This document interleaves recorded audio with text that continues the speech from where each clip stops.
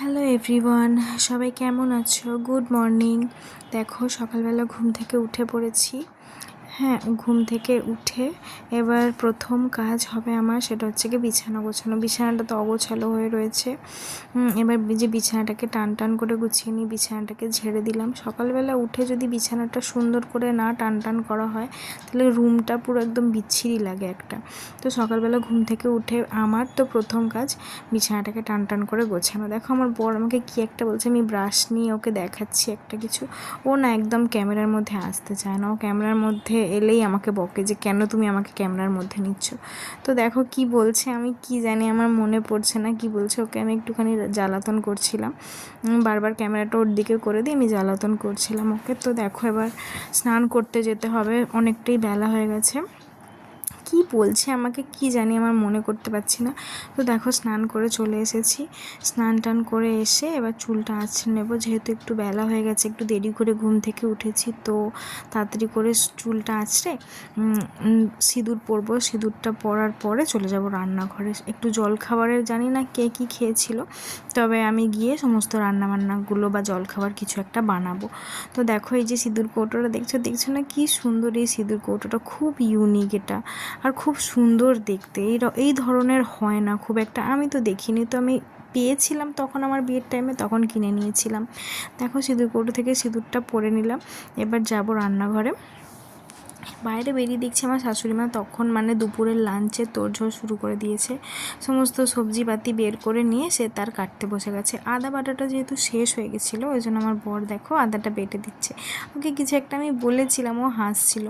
হ্যাঁ, আমার অ্যাকচুয়ালি মিক্সিতে বাটতে কিছু প্রচণ্ড ভয় করে, তাই জন্য ওই বেটেতে। দেখো জামরুলগুলো কি তরতাজা না, আর দেশি জামরুল, এইগুলো খুব মিষ্টি, খুব সুন্দর খেতে।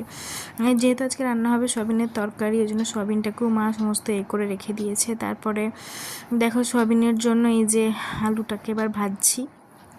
সয়াবিনের জন্য আলুটা ভাজা হয়ে গেলে তারপর রান্না করে নেবো। সয়াবিনটা না আমি খুব একটা ভালো রান্না করতে পারি না, ওই জন্য আমার শাশুড়ি মা আমাকে বলে বলে দিল কীভাবে দিতে হবে, কি দিতে হবে, আমি সেই মতোই দিলাম। দেখো কালারটা কি সুন্দর এসেছে না, খুব সুন্দর এসেছে কালারটা। তারপরে আর কি আমাকে বলে বলে দিল, আমিও রান্নাটা করে ফেললাম ঝটপট। কালারটা খুব, আর তাছাড়া সয়াবিনটা আমি খুব একটা খেতে পছন্দ করি না। এই গরমের মধ্যে রান্না করাটা যে কি চ্যালেঞ্জিং। দেখো প্রচণ্ড গরমের মধ্যে যে কুঁদরি ভাজা হচ্ছে, ব্যাস সয়াবিনের মধ্যে জলটা ঢেলে দিলাম। জলটা ঢেলে দেওয়ার পর দেখো কীরকম হয়েছে, সাদা সাদা ফেনা ফেনা মতো হচ্ছে। গরম জল কিন্তু অবশ্যই করে আমি ঢেলেছি, গরম জল না ঢাললে হবে না, টেস্টটা উল্টোপাল্টা হয়ে যাবে। ওই যে জামরুলগুলো দেখালাম, জামরুলটা একটা নিয়ে আমি ধুয়ে খেতে লাগলাম। বেশ গরমে ঠান্ডা ঠান্ডা জামরুল আমার বেশ ভালোই লাগে খেতে। দেখো আমার মুখের চোখে গোটা ঘামে ঘাম। এই যে এবার কুঁদরি ভাজছি। দুপুরের খাওয়ার ভিডিওটা তোমাদের সাথে আর শেয়ার করা হয়নি, আমি আর ভিডিও করিনি দুপুরে খাওয়ার ভিডিওটা। এত খিদে পেয়েছিল, তাড়াতাড়ি করে খেয়ে নিয়েছি। তো এখন দুপুরবেলা আমি খাচ্ছি আচার। এক বাটি দেখো আচার নিয়ে বসেছি। আমার শাশুড়িমাই আমের আচারটা বানিয়েছে, টক টক ঝাল ঝাল মিষ্টি মিষ্টি, যেটা আমি ভোরে ভোরে খাই, আমার খুব ভালো লাগে। দুপুরবেলা মানেই আমি আচার খাবো। যদি একটু তাড়াতাড়ি ঘুম থেকে উঠে পড়ি দুপুরবেলা, তো আমি আচার এক বাটি নিয়ে বসে যাই। প্রত্যেক দিন কিন্তু এক বাটি খাই না, তবে প্রায় খাই, আমার খুব ভালো লাগে এই আচারটা। ফ্রিজে আচার থাকা আমি এতটা ভালোবাসি, তো আমি আচার ভালো খাই। এবার যেহেতু বিকেলবেলা আমি হাঁটতে যাব, সেই জন্য আমি তাড়াতাড়ি করে রান্নাটা করে নেবো। সকালে সয়াবিনের তরকারিটা তো রয়েছে, এখন খালি করব রুটি। এই দেখো আমার বর ভিডিও করছে বলে বলছে না না তুমি আমাকে ক্যামেরাতে নিও না। তো এই যে রুটি করছে, তাড়াতাড়ি করছি, তখন প্রায় 5:30 6টা বাজছে বিকেল। তো এই টাইমে রুটিটা করে নেব। রুটিটা করার পর দেখো একটা জায়গায় বেলে বেলে রাখছি, একটা জায়গায় বেলে রাখার পরে একসাথে গিয়ে ভাজবে। যে আমার বর বসেছিল ওখানে, উঠে চলে যাচ্ছে, আমি ভিডিও করছি বলে। ওকে বিরক্ত করতে আমার হেব্বি লাগে, আর এত তাড়াতাড়ি রেগে যায় না, খুব ভালো লাগে আমার রাগাতে। তো এই যে দেখো আমি রুটিটা সেঁকতে শুরু করে দিয়েছি। যত তাড়াতাড়ি রান্না হয়ে যাবে তত তাড়াতাড়ি ভালো। আর কোথাও যাওয়ার পর, সেটা ঘুরতে হোক বা কোনো দরকারে হোক, সেখান থেকে ফেরার পরে রান্না করা আমার দ্বারা হয় না। ওই জন্য আমি কোথাও যাওয়ার আগে রান্নাটা অ্যাটলিস্ট করে যাই, যাতে এসে আমি রিল্যাক্সভাবে একটু বসতে পারি। তো দেখো রুটিটা কি সুন্দর করে ফুলছে, সুন্দর মাখা হয়েছে, সুন্দর বেলা হয়েছে, তাই জন্য রুটিটা এরকম গোল গোল ফুললো। তো দেখো আমি বেরিয়ে পড়েছি হাঁটতে। এটা একটা বেসিক্যালি একটা পুকুর, বিশাল বড় একটা পুকুর। এখানে না সুইমিংও শেখানো হয়, ছোটো ছোটো বাচ্চারা খেলে, সবাই হাঁটে, পার্কের মতো একটা। তো এই পার্কটাতে আমি হাঁটতে যাই। রোজ যাই না, মাঝে মধ্যেই যাই এই পার্কটাতে হাঁটতে। দেখো কি সুন্দর পার্কটা, ছোট ছোট বাচ্চাগুলো খেলা করে, আর এই জলটা এত পরিষ্কার, আর এই জলে প্রচুর মাছ আছে, শামুক আছে, গেঁড়ি আছে, এগুলো সব দেখা যায়। সাপ দেখতে পাই মাঝে মধ্যে। দেখো পুরো পুকুরটার চারপাশটা এই রকম করে ঘেরা, আর এরকম সুন্দর সুন্দর লাইট দেওয়া।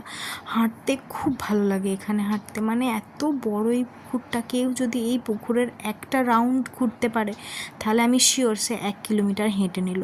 তো প্রায় আমি এখানে আসি, এসে আধ ঘন্টা 45 মিনিট, কখনো কখনো 1 ঘন্টাও হাঁটি। পাশে পাশে না বসার জায়গা করা আছে, তুমি যদি হাঁটতে হাঁটতে হাঁপিয়ে যাও ওখানে বসে রেস্ট নিতে পারো।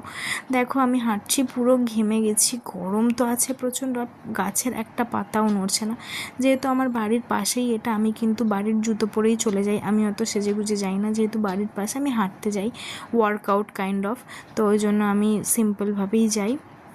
এখানে আর কি একটু কেত মেরে ছবি তুলছি।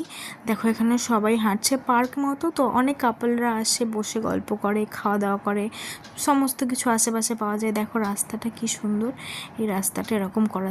দেখো আমি বলছিলাম না ছোট ছোট বাচ্চারা খেলছিল, ছোট ছোট বাচ্চারা খেলে, আমার ওই দোলনাটা দেখলে মনে হয় আমিও গিয়ে বসি। একবার বসেও ছিলাম জানেন তো, কিন্তু আমাকে উঠিয়ে দিল, যেগুলো ছোট বাচ্চার জন্য, বড়দের জন্য না। তো দেখো ওই চারিপাশে ছোট ছোট আলো দিয়ে, মানে এত সুন্দর এই পার্কটা। তোমরা যারা যারা তমলুকে থাকো, এই পার্কটার নাম কি এবং এই পার্কটা কোথায় আছে আমাকে জানাবে। এবার বাড়ি ফেরার পথে তো মায়ের দর্শন করতেই হয়, এটা একটা আমাদের মা, তমলুকবাসী যারা তারা চেনে এই মাটাকে। আমি এখন তমলুকবাসী হয়ে গেছি, তো আমিও চিনি। আমি কোথাও গেলেও এই মাটার সাথে দেখা করে যাই, আর কোথাও থেকে ফিরলেও এই মায়ের সাথে দেখা করেই ফিরি। তো আজকের মতো এটুকুই। তোমাদের কেমন লাগলো ভিডিওটা আমাকে অবশ্যই জানাবে। টাটা।